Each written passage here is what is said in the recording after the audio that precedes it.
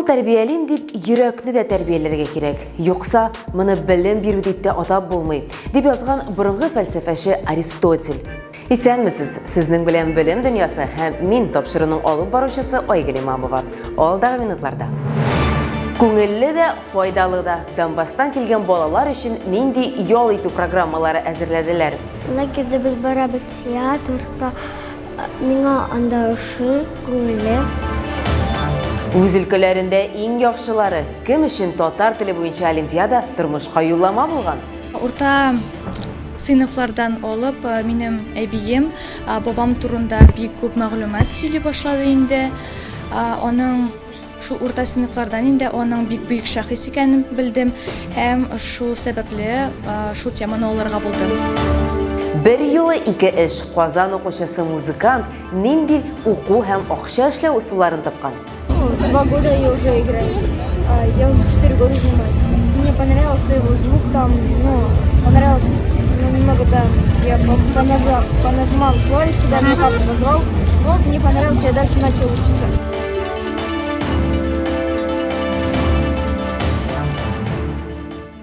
Донецк һәм Луганск халык республикаларынан 400-гә якын бала хәзер Татарстан җирендә яши. Сүз яз көне гаиләләре белән республикага мәҗбүри качаклар статусында күченеп килгән балалар турында. Күчүчеләрнең күбесе вакытлыча урнаштыру пунктларында яши. Казан, Яршалы, Лаеш һәм Яшел-Үзән районнары шәһвәханәләре һәм Тулай тракларында. Татарстанга мөстәкыйль рәвештә килүчеләр дә бар һәм әлегә алар туганнары яки танышларында яши. Ул балалар өчен Татарстанда барлык шартлар да тудырырга тырыштылар. Мәктәпкәчә яшьтәге сабыйлар балалар бакчаларына китте, укучыларга каникуллар җитүгә лагерьларга юлламалар тәкъдим иттеләр. Шундый мәктәп яны лагерьларының берсенә без дә кунакка барып кайттык.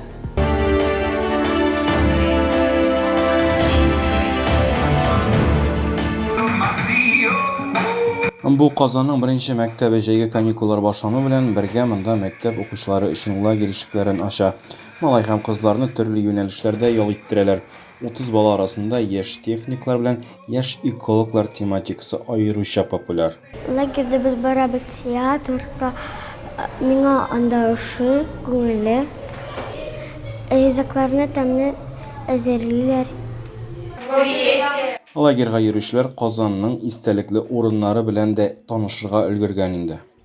Әлбәттә, безнең көнебез мәктәптә башлана, без биюдән башлыйбыз, аннары иртәнге ашны ашыйбыз һәм инде көненә карап, кай вакытларны музейларга барабыз, экскурсияга, кайбер көннәрдә Ширек күлгә ачык һавада уйнарга барабыз, кайбер көннәрдә балалар үзәгенә ондагы чараларга барабыз, кайбер чараларны инде үзебездә мәктәптә дә үткәрәбез.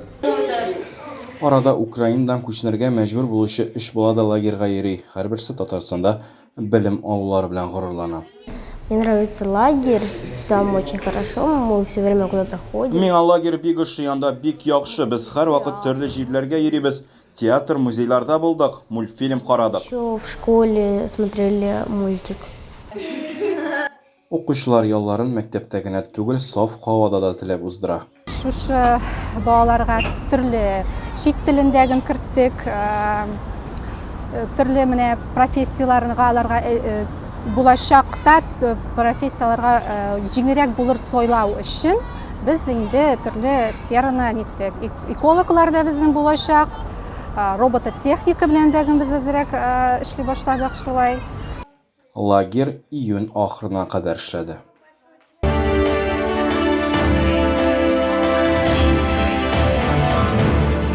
Бүтән Россиядән 300-дән артык бала татар теле һәм әдәбияты буенча халыкара олимпиадада катнашты. Шулай ук Казан Федераль университеты порталында татар теле буенча интернет-тест һәм дистанцион әңгәмә нәтиҗәләре буенча финалга чыккан 42 студент катнашты. Төркиядән, Казакъстаннан, Кыргызстаннан, Азәрбайҗаннан һәм хәтта Австралиядән 15 вәкил бар иде. Булар барысы да Бүтән Россия туган телләр форумы кысаларында узды. Бу проектлар турында тапшыруларда элегрәк сөйләгән идек. Бүгенге олимпиадада төгәлрәк тукталып китик. Йомгаклау этабында катнашучылар татар теле һәм әдәбияты буенча язма биремнәр үтәделәр һәм татар халкы һәм Татарстан тарихы буенча сорауларга җавап бирделәр. Шулай ук балаларга минем шәҗәрәм темасына проект эшләрен якларга туры килде. Олимпиаданың ничек узганы Эльвира Мәдәбетдинова материалында.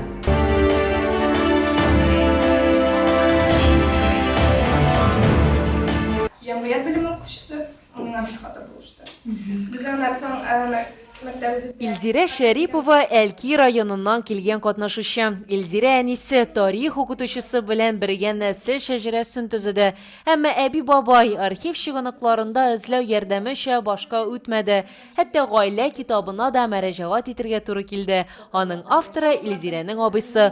Бөтен башкарылган эшне шәҗәрә агачында күрергә мөмкин. Катнашучы аны үз куллары белән ясады. Минем бу әлеге проектымда 8 буын күрсәтелгән, астан башланып. Бу минем әни ягыннан, минем әнием Рәсинә, һәм аның әнисе ягыннан китеп бара инде бу шәҗәрә. Бу эскелешен мин үзем бәйләдем, һәм барысын үзем ябыштырдым. Ә менә Әлмәт районыннан килгән Илүзә Зыйдиновага әби бабайлардан калган истәлекле әйберләре ярдәм итте. Шулай ук катнашучының бабасына багышланган китаплар. Урта сыйныфлардан алып, минем әбием бабам турында бик күп мәгълүмат сөйли башлады инде. Аның шул урта сыйныфлардан инде аның бик бөек шәхес икәнен белдем һәм шул сәбәпле шул теманы алырга булдым. Татарстан төрле Россия төбәкләреннән һәм 5 илдән 500 катнашучы 3 көн дәвамында татар теле әдәбияты һәм халык тарихы буенча биремнәр үтәделәр. Үз шәҗәрә турында проектларны тәкъдим иттеләр. Конкурслар оештыру, инде үзебезнең гаилә тарихын белү, шәҗәрәбездә булган бөек шәхесләр турында өйрәнү, әби бабаларыбызның кем булганнары турында белү, инде безгә киләчәктә дә булышыр дип уйлыйм. Чөнки үз тарихын белмәгән халык инде киләчәккә өмет белән кызганычка каршы карый алмый дип уйлыйм. Димәк, үзенең тарихын белгән, аны хөрмәт иткән халык кына киләчәккә якты өметләр баглый ала. Балалар тырышып, гаиләләре белән, нәселләре белән үзләренең шәҗәрәләрен язалар, bir дә шул кадәр матур искиткеч проектлар тәкъдим итәләр һәм сөйләү генә түгел бит, алар кулдан ясалган төрле картиналар, төрле нәсел агачлары һәм гомумән матди шундый материал белән эшләнгән үзләренең матур хезмәтләрен күрсәтәләр. Олимпиадада читтән килүчеләр дә катнашты. Гамза Нурналбанд Төркиядән татар телен һәм халкын бик ярата. Казанга бару аның хыялы иде, дип белдерә катнашучы. Кешеләрнең хыяллары тормышка аша. Бу минем хыялым иде. Казан. Минем телефонымның экранында да менә Казанның фотографиясы бар бит. Бөтен җирдә шулай. Минем иң якын дусларым татарлар. Алар аның өчен мин татар телен бик яратам һәм хөрмәт итәм. Монда килү хыялым иде. Якынайта һәм хыялларны тормышка ашыра халыкара олимпиада.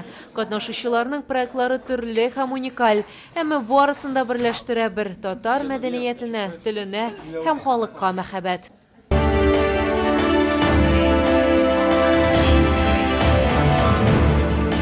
Музыка буенча үй эшендә эшләргә һәм әти-әнисенә йорт төзүдә ярдәм итәргә ничек була ул дисезме? Бу хакта Бауман романнан 13 яшьлек баянчы белә.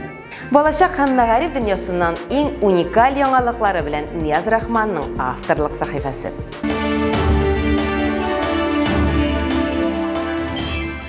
Исәнмесез, җиләк җимеш пешәргә дә күп вакыт калмый, күп кенә балалар аны авыз итәргә дип, җәйге каникулларда авылларга ашыга.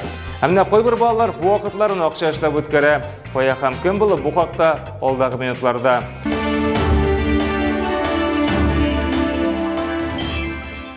Балалар өчен акчалы эшен ташлаган Калининград шәһәрендә яшәүче Влад Денисов әле күптән түгел генә IT хезмәткәр булып эшләй, ләкин көннәрдән бер көнне бу эшне ташлап шәхси балалар бакчасына тәрбияче булып урнаша. Ир кеше сүзләренә караганда, ул вакытын күбрәк кызлары Соня һәм Зоя белән багышларга уйлый. Булганда түгел, яңа тәрбияче әтиләр яр буенда дигән проектта булдыра. Аның кысаларында исә бары тик әтиләр генә балалар белән тәрбиягә чыга икән, әниләр ял итә. Проектның максаты әтиләрнең дөрес образын булдыру.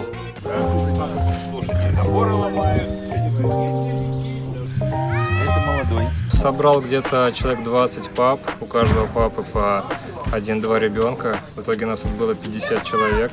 Выбрались на природу, в Калининградскую область с детьми. Вот эта связь отец-ребенок, чтобы либо ее укреплять, либо ее создавать заново, в зависимости от разных обстоятельств жизненных.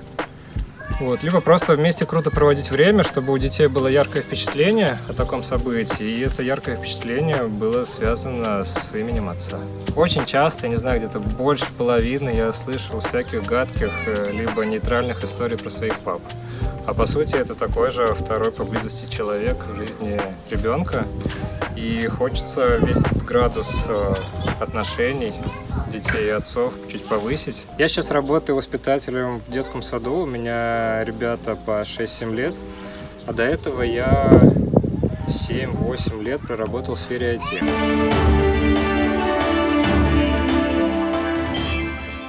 Ул әтиәнесенә үй салырга булыша Казанның Бауман урамында баян тартучы Зиннур Валиевны инде күпләр белә торгандыр. Әлеге уен коралы белән малай нибары 4 ел элек таныша, ләкин тырыша торгач үз дигәненә ирешә, баянда уйнарга өйрәнә. Әлбәттә, барысы да җиңел бирелми ди малай. Күршеләре еш кына канәгатьсезлекләрен белдерә икән. Тик моннан да чыгу юлын алар бик оста табалар. Ул хәзер Бауман урамында уйный. Монда беркем дә сүз әйтми, җыелган акчаларны әтиләренә үй салырга бирәм ди, һәм үзенә әлбәттә инде туңдырмада ала. Афәрин. 2 года я уже играю здесь. Я уже 4 года занимаюсь. Мне понравился его звук там, понравился немного, да, я понажимал клавиш, когда меня папа назвал. Вот, мне понравился, я дальше начал учиться. Здесь культурное место, а дома соседи мешают даже утром, когда я занимаюсь, они будут стучать по батареям, говорят, можете, пожалуйста, уйти в другое место играть, поэтому я сюда решил. Они меня на машине сюда довозят и охраняют меня. Довольны все моей игрой. Я не принимаю заказы, потому что я только по репертуару играю, мы строим дом. Уже скоро построим, уже через 2 месяца, да, помогаю своей игре на Баумане.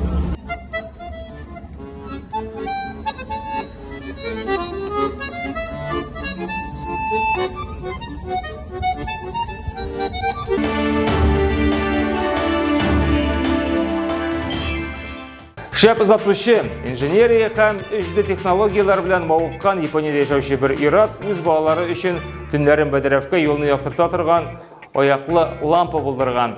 Мондый мавык очраклы түгел, ир кеше инде моңа кадәр дә үҗде принтер ярдәмендә балаларның уенчыкларын инде аякландырган була.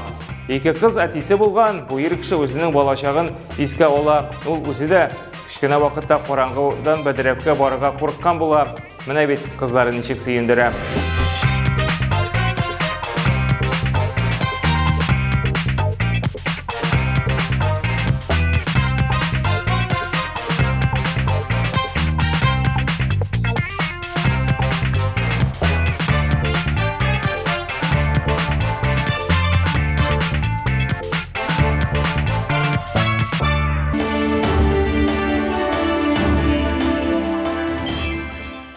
Сезнең кайчанда булса уенчы атларда ярышканнарын күргәнегез бармы?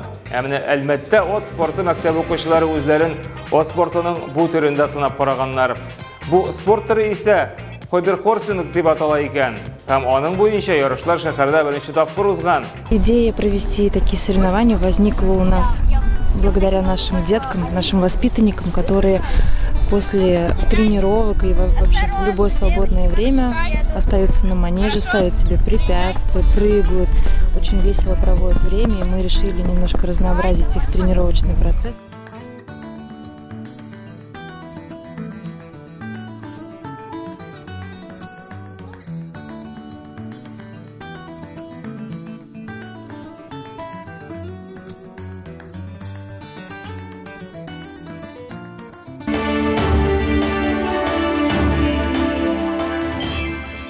Бу атага менә шулар иде. Очрашырбыз.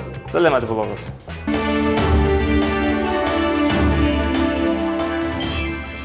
Социаль челтәрләрдә сез дә яңалыкларыгыз белән уртаклаша аласыз. Аккаунтларыбызда сезне көтеп калабыз.